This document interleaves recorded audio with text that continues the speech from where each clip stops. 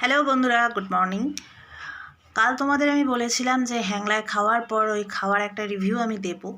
তো এখন আমি বলছি, কাল আমরা দুটো ডিশ অর্ডার করেছিলাম। একটা ছিল, আগেই বলেছিলাম যে ওদের একটা স্পেশাল তোমার চিকেনের ওপরেই ছিল, চিকেন নুডলস ওদের স্পেশাল, মানে হ্যাংলা স্পেশাল বলে লেখা ছিল। তো অ্যাকচুয়ালি আমি ওখানে কিছু ছবি অ্যাড করেছি, দেখবে। সেগুলো হচ্ছে গ্রিন কালারের ওপরে খুব স্পাইসি টাইপের নুডলসটা বানিয়েছিল। তো আমাদের ন্যাচারালি ভালোই লেগেছে, তো টেস্টটা বেটার ছিল। ওটা অনেকটা স্পাইসি, একটু ড্রাই, আর চিলিজ, মানে কি বলবো, মানে লঙ্কার একটা ফ্লেভার ওর মধ্যে থেকে আমি খুব ভালো পেয়েছি। তো ওটা আমার ভালো লেগেছে।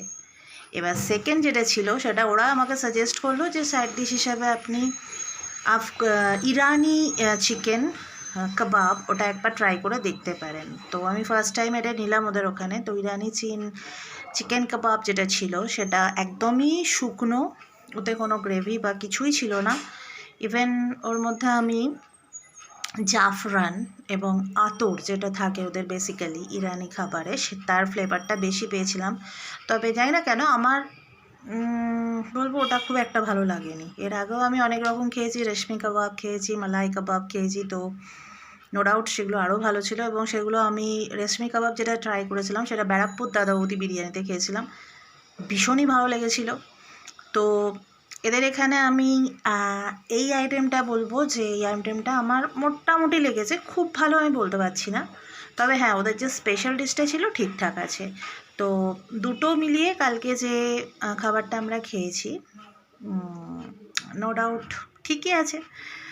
10-এর যদি 10 বলে 10-এর মধ্যে পয়েন্ট দিতে হয়, তো আমি সেখানে 10-এর মধ্যে ওদেরকে দুটো মিলিয়ে বলছি 5.5 কি 6 এই অবধি দিতে পারি। পরের কোনো আবার রেস্টুরেন্ট ট্রাই করলে বলবো। মিত্র ক্যাফে আমার খুবই ফেভারিট একটা, কারণ মিত্র ক্যাফের খাবার আইটেমগুলোই আলাদা এবং আমার খুবই ফেভারিট। আর আমার সবথেকে ওখানে যেটা চিটাগঞ্জের যে স্পেশাল চিকেন ডিশ আছে ওটা আমার খুব ফেভারিট। মানে আমি গেলেই মোটামুটি অর্ডার করি, হ্যাঁ চিটাগঞ্জের যেটা আছে সেটা দেন।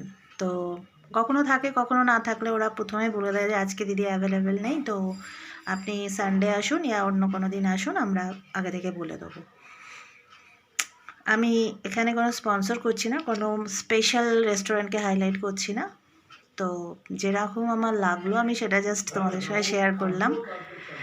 আর পরবর্তীকালে যখন অন্য কোথাও খাবো নিশ্চয়ই তার রিভিউ দেবো। সাথে থেকো, সঙ্গে থেকো। আমার চ্যানেলটাকে এবার একটু ফলো করতে প্লিজ শুরু করো। আমার ইউটিউবে যে চ্যানেল আছে সেটা দেখবে, ট্রাভেলার মামুন 2023 নামে আছে। তো প্লিজ ওটাকে ফলো করো, একটু সাবস্ক্রাইবার বাড়িয়ে দাও না, সবাইকেই তো সবাই দিচ্ছে। Thank you, by.